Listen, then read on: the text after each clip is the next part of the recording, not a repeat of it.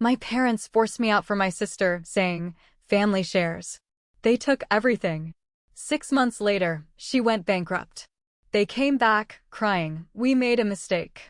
I simply replied, "Who are you?"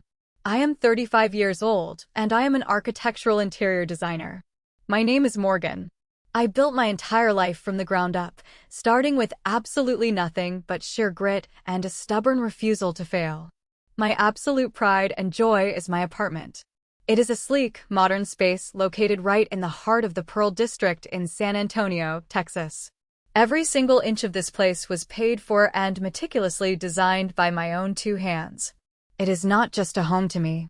It is physical proof of everything I have ever fought for. It represents every late night I stayed up studying, every weekend I spent working double shifts, and every ounce of hustle I poured into my career. The apartment is worth over $300,000 today.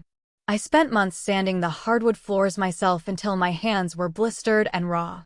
I carefully selected the custom mahogany cabinetry, the brushed brass lighting fixtures, and the perfect shade of stark white paint for the gallery walls. This place is my sanctuary. It is the one place in the world where I feel entirely safe and completely in control of my own destiny. I never in a million years imagined that my own flesh and blood would try to rip it away from me. A few weeks ago, my mother, Diane, called me out of the blue. She asked if she and my father, Howard, could come over for a family meeting. They wanted to bring my younger sister, Stella, along with her two kids. I hesitated at first because my family rarely ever reached out to me unless they needed something. But Diane sounded serious, almost solemn on the phone. A naive, stupid part of my brain sparked with hope. I thought maybe this was just a chance to catch up.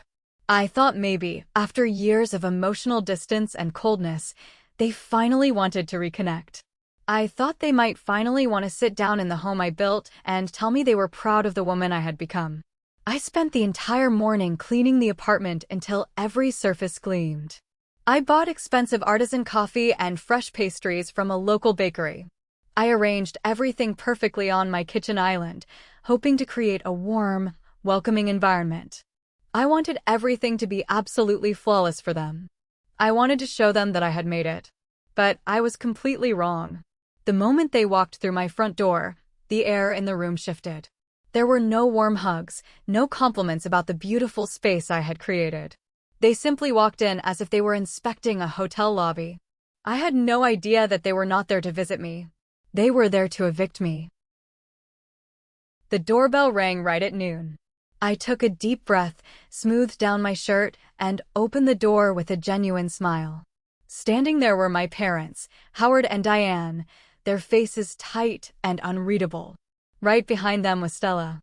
Stella is 30 years old, but she still acts like a spoiled teenager who expects the world to bow at her feet. She walked in holding the hands of her two kids, 8-year-old Logan and 6-year-old Ivy. Stella did not even look at me as she stepped over the threshold. Her eyes immediately started darting around the room, evaluating my furniture, my light fixtures, and my expensive rugs.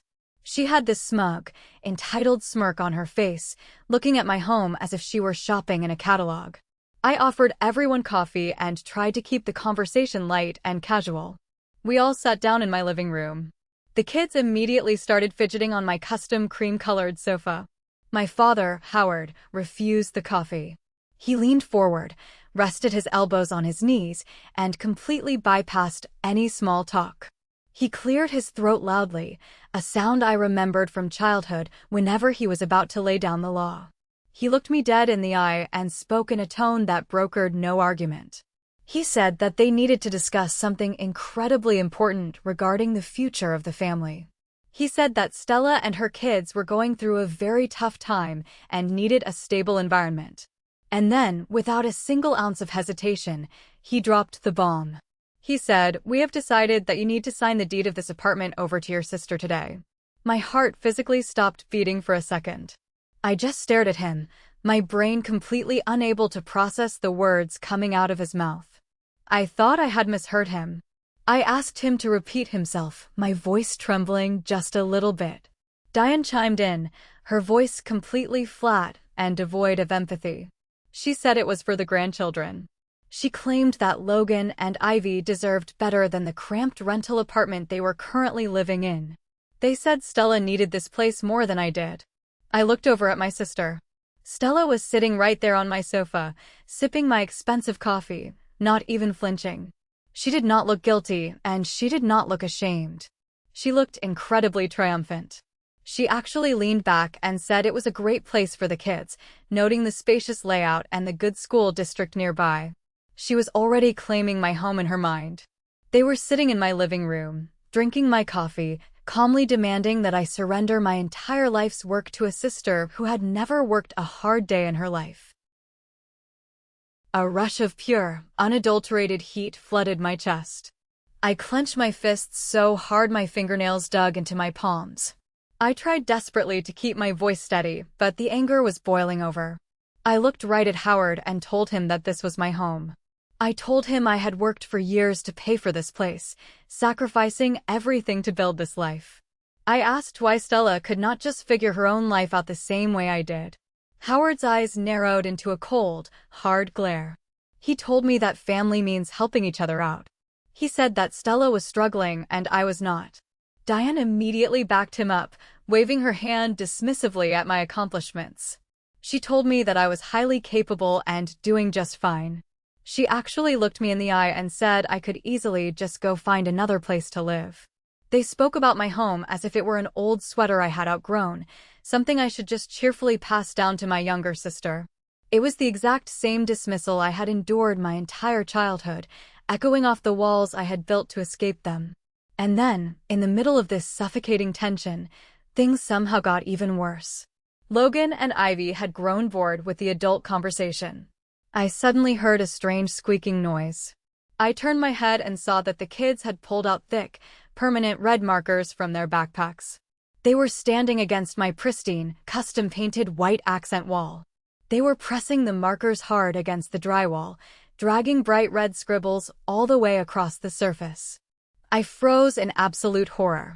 Those walls were part of my sanctuary, a project that took me weeks to perfect. I immediately looked at Stella, fully expecting her to jump up, snatch the markers away, and apologize profusely. Instead, Stella just slowly turned her head, glanced at the kids, and then shrugged her shoulders. She took another sip of coffee and lazily said, "Kids will be kids." She did not even tell them to stop. She let them treat my masterpiece like a cheap playground. I rushed over, gently but firmly pulling the markers out of the children's hands, my hands shaking with rage. The damage was already permanently done. Ugly, jagged red lines ruined the flawless white paint. I looked back at my parents, waiting for anyone, to discipline the kids or reprimand Stella. Howard and Diane did not say a single word. Their silence was louder and more violent than any lecture they had ever given me. In that exact moment, staring at the red ink on my wall, my reality shattered. I realized that I was completely invisible to them. I was not a daughter. I was just a resource to be harvested for Stella's comfort. To understand the absolute insanity of that meeting, you have to understand how my family operates. You have to understand the architecture of favoritism that defined my entire existence. When I was a very little girl, I grew up in San Antonio, raised almost entirely by my grandmother. We lived in a cozy, older house with a creaky wooden porch swing out front. My parents worked long, grueling hours in Austin, which was about an hour's drive away. So, I spent my earliest, most formative years wrapped in my grandmother's warm hugs, listening to her tell stories about old Texas. I was happy and I felt loved. But everything in my universe shifted permanently when I was 5 years old. That was the year Stella came along.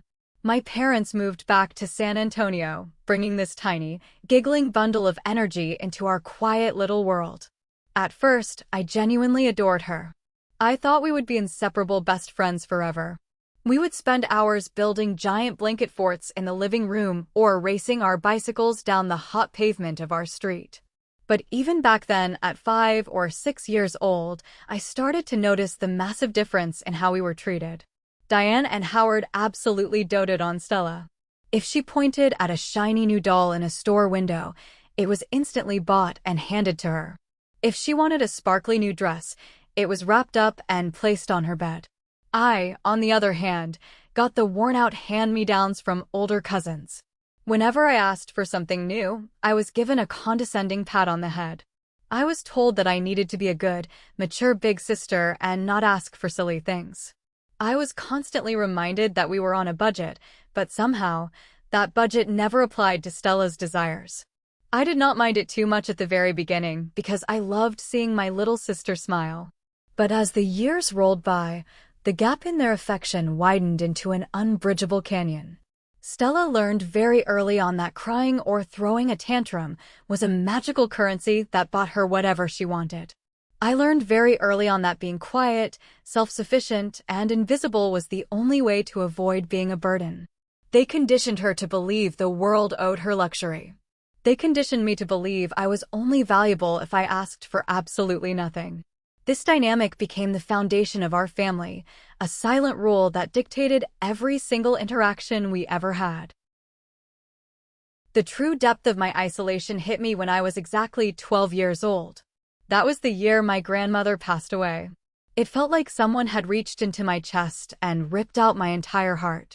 She was my rock, my safe harbor, and the only person in that entire family who actually saw me as a human being. I was entirely shattered, crying myself to sleep every single night for months. My parents barely even registered my grief. They did not sit me down to comfort me, and they certainly did not offer me any emotional support. They were far too busy planning a massive, overly expensive birthday party for Stella, who was turning 7 at the time. They rented a gigantic inflatable bounce house, hired a professional clown, and ordered a towering, custom-made cake. Our house was filled with screaming children and cheerful music while I sat alone in my dark bedroom, mourning the only mother figure I had ever known. That year for my birthday, I received a generic greeting card and a used paperback book. That was the exact moment I realized I was a ghost in my own house. School became my only escape mechanism. I threw myself entirely into my projects. I started sketching intricate room designs on the margins of my notebooks during math class.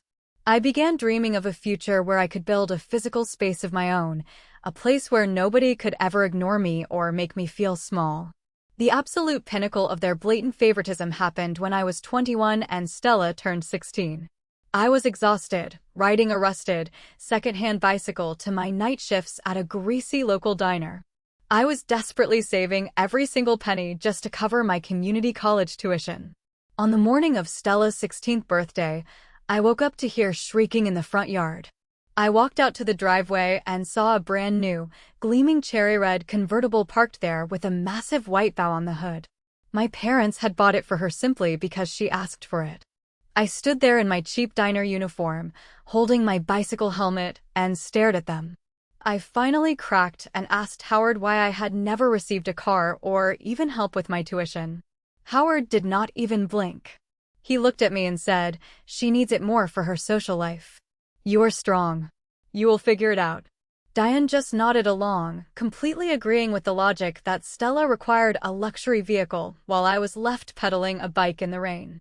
I swallowed the massive lump of hurt in my throat. It was a quiet, deep ache that settled into my bones and never truly left. I realized then that my competence was my curse. Because I could survive on my own, they felt completely justified in giving me absolutely nothing. From that day forward, I stopped waiting for their approval. I realized that chasing their validation was a completely rigged game, and the only way to win was to stop playing entirely. I applied to a highly competitive design school up in Dallas. I scraped together every academic scholarship I could find and took out heavy student loans to cover the remaining tuition. Howard and Diane did not offer me a single cent. They claimed things were tight financially. Yet, they were simultaneously funding Stella's incredibly expensive private university tuition, her luxury campus apartment, and her extravagant spring break trips to Cabo. I worked grueling night shifts at a coffee shop, furiously sketching architectural floor plans on napkins between serving lattes. I was absolutely determined to carve my own path out of solid rock. Every single time my family rejected me or ignored my milestones, it just added more fuel to my fire. By my junior year of college, I outworked everyone in my class and landed a highly coveted internship with a top interior design firm in San Antonio. I spent hundreds of hours perfecting mood boards, studying spatial dynamics, and learning exactly how to transform empty, cold spaces into something extraordinary. It was not just a job or a career path to me. It was my way of physically proving to myself that I did not need their money, their help, or their twisted version of love. When I landed that first major internship, I made the foolish mistake of calling home. I wanted them to be proud of me just one time. I eagerly told my mother the news over the phone. Diane paused for a second and then said, "That is nice, Morgan, but your sister just got cast as the lead in her theater play, and we are so busy buying her costumes." I quietly hung up the phone. I never called them to share my achievements ever again. After graduation, I took on every grueling freelance gig I could find to build my professional reputation. I saved every dollar, living on cheap ramen and skipping vacations, dreaming of owning a place that was mine alone. 5 years ago, I finally found it. It was a run-down, neglected apartment in the Pearl District, a hidden gem buried beneath cracked drywall and outdated, ugly fixtures. I bought it with my own hard-earned savings. I poured my heart, my soul, and every ounce of my architectural talent into that renovation. I turned a pile of rubble into a masterpiece. And now, they wanted to hand it all to the golden child. If you are enjoying this story so far, please hit the like button, subscribe to the channel, and leave a comment below with the name of the city you are living in. Every single comment helps the video reach more people, and I appreciate you all so much. To understand why Stella suddenly decided she was entitled to my $300,000 home, you have to look at what happened to her life over the last few years. While I was quietly building my career and my sanctuary, Stella took a vastly different road. She completely breezed through her expensive private college, focusing way more on frat parties and social climbing than her actual grades. My parents paid for absolutely everything without a single complaint. Shortly after graduation, she met a guy named Trent. Trent was a flashy business major with a charming smile and wealthy parents. They got married in a ridiculously lavish ceremony that Howard and Diane gladly went into debt to pay for. Within 2 years, she had Logan, and then Ivy followed shortly after. My parents endlessly showered the grandkids with absurdly expensive gifts, designer strollers, and fully funded college accounts before the kids could even walk. I would dutifully send birthday cards, but I rarely ever saw them. We had grown so far apart that we were essentially strangers sharing the same last name. But then, Stella's perfect, heavily funded reality began to completely unravel. She decided she wanted to be an entrepreneur, so she used her husband's and my parents' money to open a boutique selling overpriced, generic athleisure wear. The business absolutely tanked within 18 months. She completely mismanaged the funds, ignored basic market trends, and treated the business account like her personal piggy bank. The financial stress destroyed her marriage. Trent finally got sick of the massive spending and walked out on her last year. He left her with Logan and Ivy, forcing her to move into a cramped, noisy rental apartment on the rougher edge of San Antonio. Through the family grapevine, I heard the brutal truth. Stella was drowning in $50,000 of high-interest credit card and business debt. But here's the thing about people who are raised like Stella. They suffer from a psychological condition called the ratchet effect. When you are accustomed to a high standard of living, your brain absolutely refuses to accept a downgrade, even when you are flat broke. Stella refused to sell her designer bags or get a normal job. Instead, she weaponized her situation. She started showing up at family gatherings with a pathetic sob story, using her children as human shields. She would make Logan and Ivy look sad while she talked about how hard her life was. Howard and Diane ate it up instantly. They started paying her rent, buying her organic groceries, and giving her cash handouts every week. She played them perfectly, but eventually, their bank accounts started running dry. That was when she set her sights on my apartment. I did not realize it at the time of the family meeting, but Stella's demand for my apartment was not just a passing delusion. It was the opening battle of a highly calculated siege. When I refused to hand over the deed that day, Stella did not just accept defeat and walk away. She changed her tactics to psychological warfare. A few days after the disastrous meeting, she started showing up at my apartment completely unannounced. She would knock on my door, flashing a bright, fake smile, with Logan and Ivy trailing behind her holding backpacks completely stuffed with plastic toys.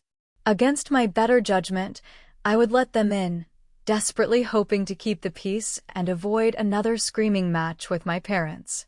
But every single visit was absolute chaos. It was a deliberate invasion of my space. Within minutes, loud, obnoxious toys would litter my expensive hardwood floors. Sticky, purple juice stains magically appeared on my imported Persian rugs. During one visit, Ivy was running wild and completely knocked over a vintage glass lamp that I had spent weeks sourcing and restoring. It shattered into 100 pieces across the floor. I sharply asked Stella to please watch her children and respect my belongings. Stella just rolled her eyes, let out a dramatic sigh, and laughed it off. She looked down at her phone, rapidly texting someone, and lazily said, "It is no big deal, Morgan. Relax." She walked around my apartment like she was already the landlord inspecting the property. She would open my refrigerator without asking, complain about the food I had, and leave dirty dishes stacked in the sink. Each visit felt like a violation. I realized she was testing my boundaries, trying to see exactly how much disrespect I would tolerate before I broke.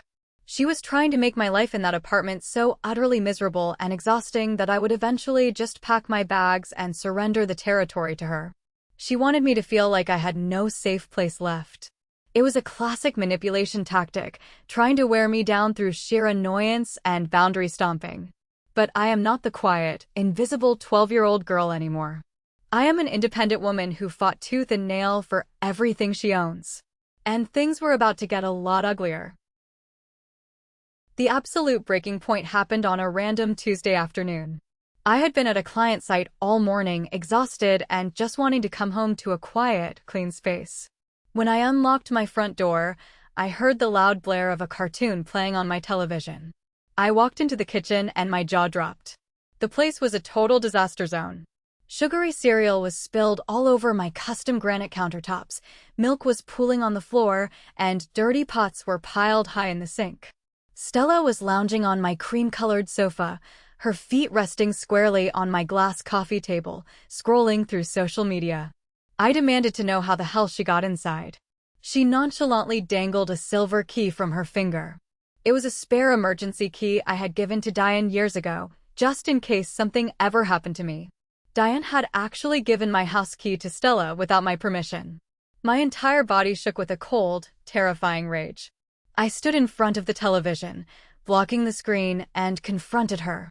I told her with absolute finality that she could not just walk into my private home whenever she felt like it. Stella slowly sat up, tossing her hair over her shoulder, completely unfazed by my anger. She looked at me with this mocking expression and said, "I thought we were family. Isn't this what families do? Share their homes?" The sheer audacity of her entitlement made my blood boil in my veins. She was using the exact same toxic rhetoric my parents used to justify stealing my life. I did not scream. I did not throw a tantrum.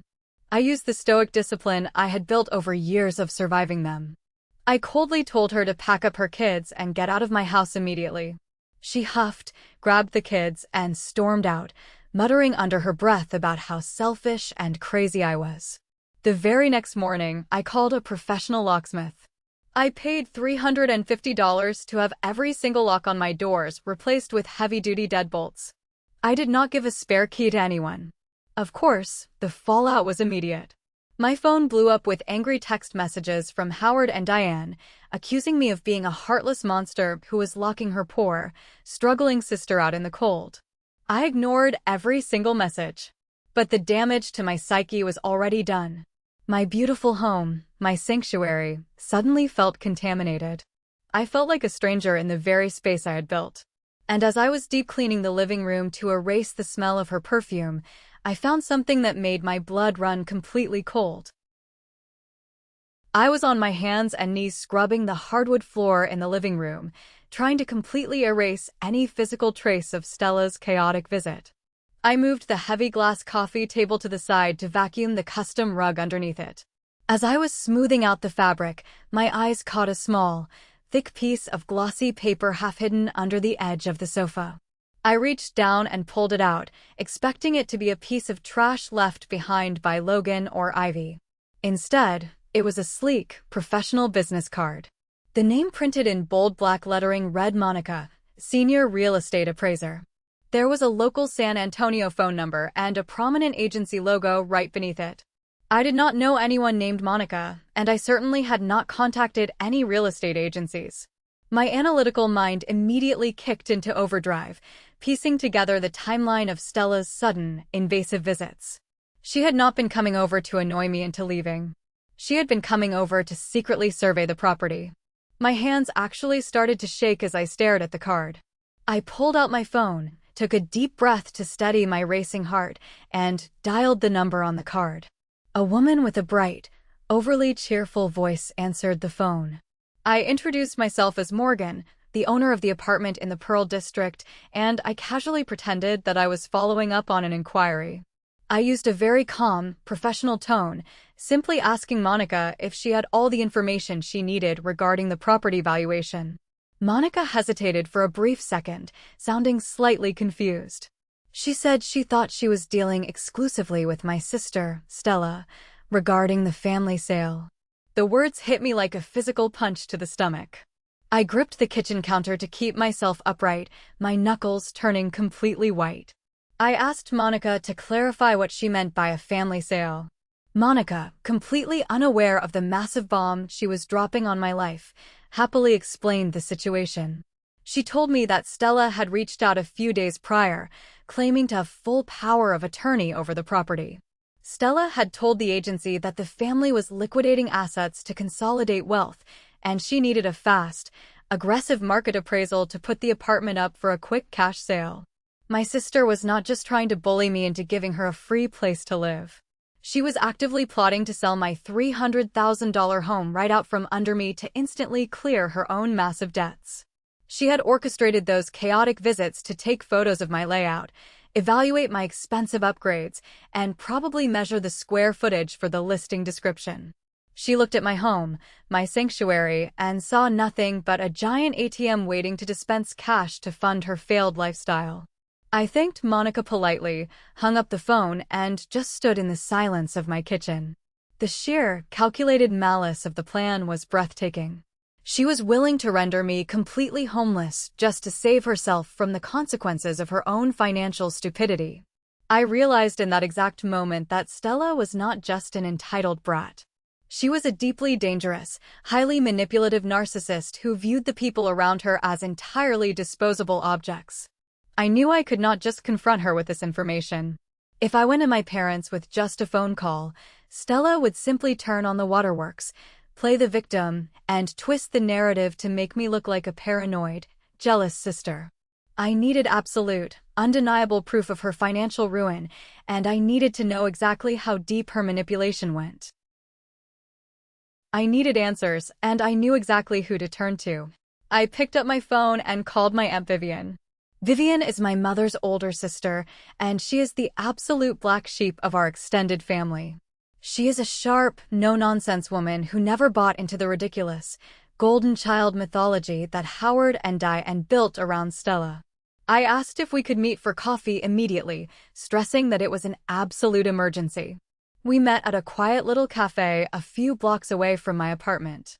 I sat down across from her, my hands wrapped tightly around a warm mug, and I just spilled absolutely everything.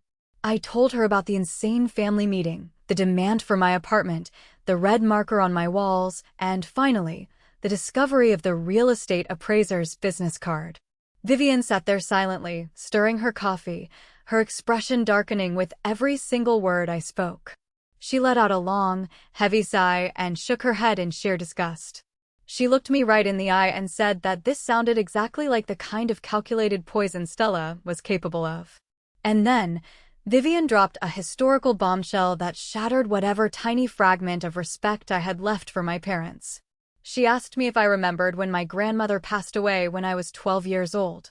I nodded, the old, familiar ache rising in my chest. Vivian leaned forward and lowered her voice.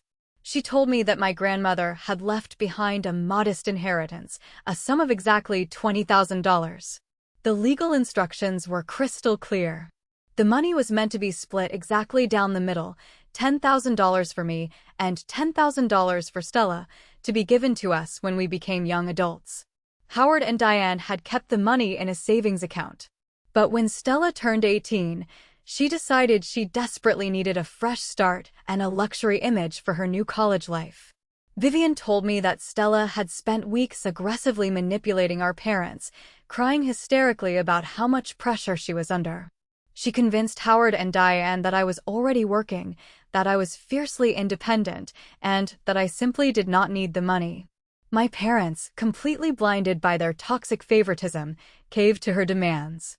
They took my half of the inheritance, my grandmother's final gift to me, and handed the entire $20,000 sum over to Stella. And Stella immediately blew every single penny of it on that cherry-red convertible and a lavish trip to Las Vegas with her friends. I sat in that cafe booth, completely paralyzed by the sheer weight of the betrayal. My parents had literally stolen my future to fund my sister's vanity. They watched me ride a rusted bicycle in the rain to work night shifts at a diner, knowing full well they had given my safety net away to a spoiled teenager. The physical sickness in my stomach was overwhelming. It was not just about the money. It was the absolute, undeniable proof that my parents viewed my life as completely worthless compared to Stella's comfort. Vivian reached across the table and placed her hand over mine, her eyes filled with a fierce, protective anger. She told me that I owed them absolutely nothing. She told me to lock my doors, protect my assets, and never let them take another piece of my soul again. I walked out of that cafe feeling like I had been gutted, but the blinding pain quickly crystallized into something much more useful. It crystallized into pure, cold, unbreakable resolve. I did not go home and cry into my pillow. I drove straight to the downtown office of my colleague and close friend, Garrison. Garrison is a brilliant architectural consultant who also happens to have a very extensive background in commercial property law and financial forensics. He is the smartest, most resourceful person I have ever met, and I knew he would know exactly how to handle this nightmare. I walked into his office, shut the heavy glass door behind me, and laid the entire situation out on his desk. I told him about the secret real estate appraisal, the stolen inheritance, and the intense psychological pressure my family was applying to force me out of my home. Garrison listened with a completely stoic expression, his jaw tightening as I explained the depths of Stella's entitlement. When I finished, he did not offer me empty platitudes or tell me to try and forgive them. He simply pulled out a legal pad, clicked his pen, and said we were going to surgically dismantle her entire plan. I needed to know the exact magnitude of Stella's financial ruin so I could use it as a weapon to completely destroy her false narrative. Garrison agreed to do a quiet, entirely legal background check into public records and property liens associated with Stella and Trent's failed business. It took him less than 48 hours to compile a comprehensive financial dossier on my sister. When he handed me the thick manila folder, his expression was grim. The reality of Stella's situation was far worse than the family rumors had suggested. She was drowning in exactly $50,000 of high-interest credit card debt, unpaid local business taxes, and defaulted personal loans. Her boutique had not just failed, she had actively driven it into a brick wall of bankruptcy through sheer, arrogant mismanagement. But the most crucial piece of information Garrison uncovered was the absolute isolation of her real estate scheme. He cross-referenced the appraisal requests and found no signature, no email, and no authorization from my parents. Stella was acting completely alone behind their backs. She was planning to forge documents or manipulate Howard and Diane into forcing me to sign the deed over to her, and then she was going to instantly flip the property to a cash buyer. She never had any intention of raising Logan and Ivy in my apartment. Garrison leaned back in his leather chair and explained the psychology of what I was dealing with. He told me that Stella was experiencing the absolute extreme end of the ratchet effect. Her brain simply could not process the reality of being poor. Instead of getting a job and downsizing her life, she had convinced herself that she was inherently entitled to my wealth. Garrison looked me dead in the eye and warned me that a narcissist backed into a financial corner is incredibly dangerous. He said that people like Stella will gladly burn the entire family house to the ground just to keep themselves warm. If I simply confronted her and said no, she would escalate the harassment, poison my name to everyone we knew, and never stop trying to steal my property. I needed a defense mechanism so powerful and so legally absolute that it would break her spirit entirely. I asked Garrison what I needed to do to make my apartment completely untouchable. A slow, calculated smile spread across his face. He told me we were going to build an ironclad legal fortress, and he knew exactly the right architect for the job. This is where my entire mindset shifted from a victim of family trauma to a practitioner of absolute stoicism. I stopped wishing for parents who loved me. I stopped wishing for a sister who respected me. I accepted the cold, hard reality that my biological family was a parasite, and I systematically cut off their access to my life. Garrison immediately introduced me to Valerie, a sharp, aggressive attorney who specialized in complex estate planning and asset protection. We sat in Valerie's sleek, high-rise office overlooking the San Antonio skyline and outlined the ultimate defensive strategy. Valerie suggested that we instantly transfer the total ownership of my apartment out of my personal name and into a legally binding family trust. By creating an irrevocable trust, I would essentially be placing my $300,000 asset behind a massive vault door made of solid titanium. I would be the sole beneficiary, but I would legally appoint Garrison and Valerie as the co-trustees. This meant that even if Stella somehow managed to forge my signature, or if my parents somehow bullied me into a state of temporary insanity, the deed could not be transferred. Any attempt to sell, leverage, or alter the ownership of the property would require the sworn, legal authorization of both Garrison and Valerie, who were legally bound to protect my best interests. It was the ultimate fail-safe mechanism against emotional manipulation. I did not hesitate for a single second. I paid Valerie's retainer fee up front and told her to execute the paperwork as fast as legally possible. For the next 3 days, I buried myself in legal documents, signing page after page of dense, complex contracts. Every single signature felt like I was laying a brick in a massive wall between myself and my toxic past. I was securing my sanctuary permanently.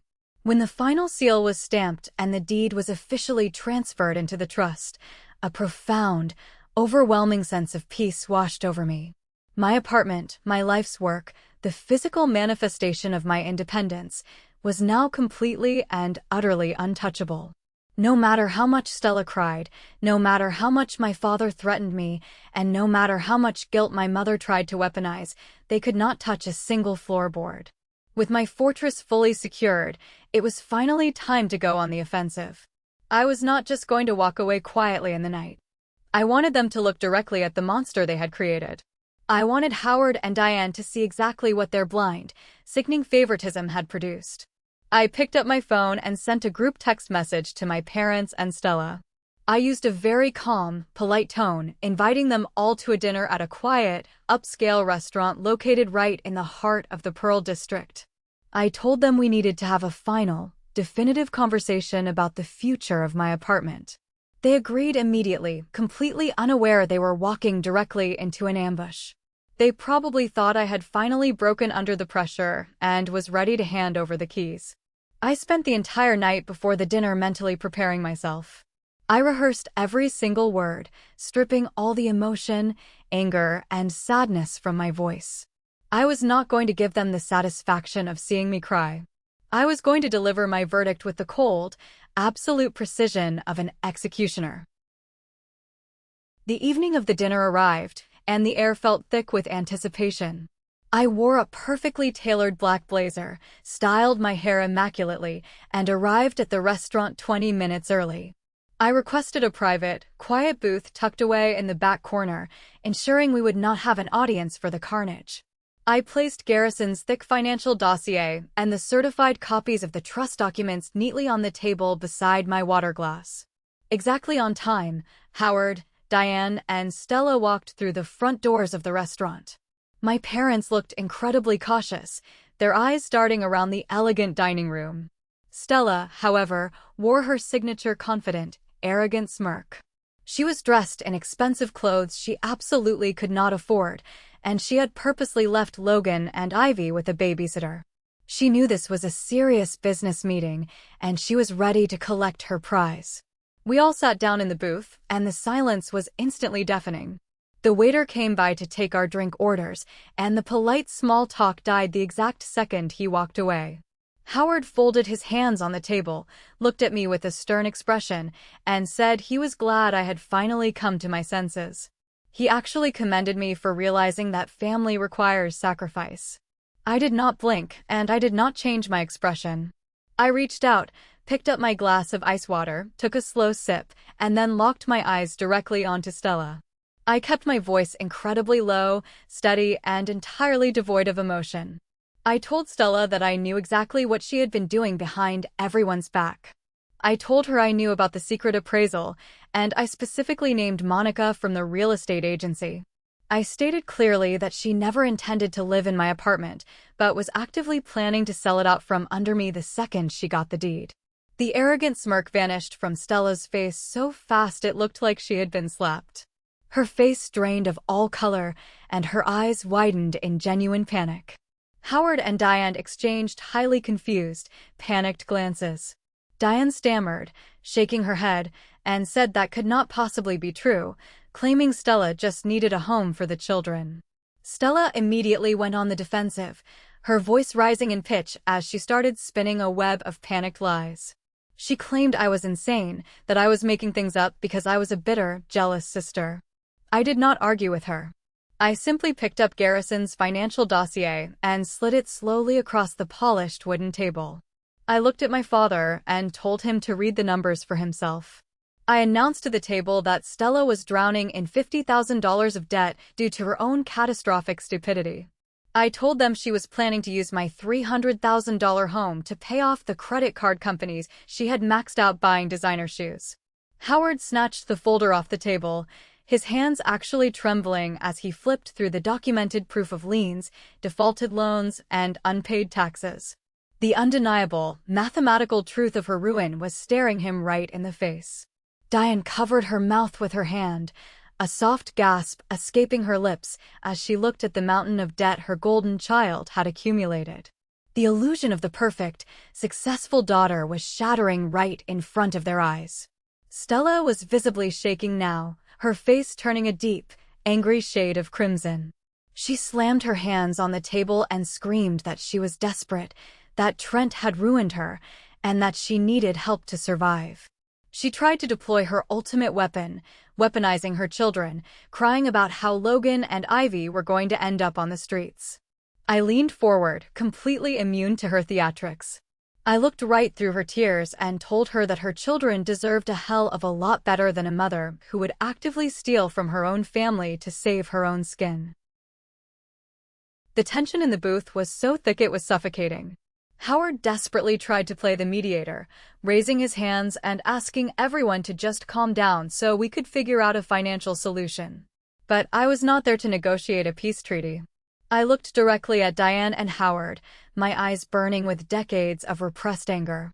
I told them that before they even thought about asking me to bail her out, we needed to talk about what happened when I was 12 years old. I told them I had spoken to Aunt Vivian. I watched the blood completely drain from Diane's face as I explicitly detailed the theft of my $10,000 inheritance. I forced them to listen as I recounted how they had stolen my grandmother's final gift to me, just so Stella could drive a shiny new convertible around her college campus. I laid bare every single ounce of their sickening favoritism, exposing the rotten core of our family dynamic.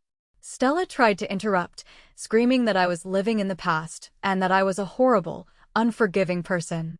I completely ignored her existence. I reached into my bag and pulled out the thick stack of legal papers stamped with the seal of the family trust. I dropped them directly onto the center of the table with a heavy, resounding thud. I announced that my apartment was officially locked inside an irrevocable trust, overseen by two hostile lawyers who would rather see the building burn than give her a single penny. I told them it was legally, physically, and financially impossible for them to ever touch my home. The absolute finality of my words hung in the air. They were completely powerless, and the realization hit them all at once. Diane reached across the table, tears streaming down her face, pleading with me to stop, begging me not to destroy the family. I stood up from the booth, looking down at the three strangers sitting at the table. I told them that they had destroyed the family a long time ago when they chose to sacrifice me to feed her ego. I stated clearly, with absolutely zero hesitation, that I was cutting them out of my life permanently. I told them never to call me, never to text me, and never to show up at my door ever again. I dropped a $50 bill on the table to cover my ice water, turned around, and walked out of the restaurant. I stepped out into the cool evening air of the Pearl District, and for the first time in 35 years, I took a breath that felt completely free. The fallout from that dinner was swift, brutal, and utterly permanent. I learned about the aftermath weeks later through Aunt Vivian, who took immense pleasure in giving me the updates.